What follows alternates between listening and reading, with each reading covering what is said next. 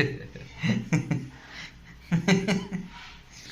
Guys मु सुबास आज गोटे नुआ करी ब्लॉगटे माने उड़ीसार एम्स हॉस्पिटल कौटी एटा भुवनेश्वर रे।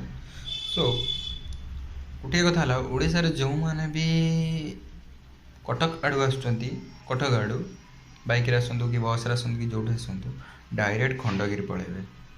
खंडगिरी लेफ्ट रे साइड रे हाईवे रे जीवेनि तले जीवे जाई सारा टिके लेफ्ट को जीवे एम्स हॉस्पिटल पड़ो।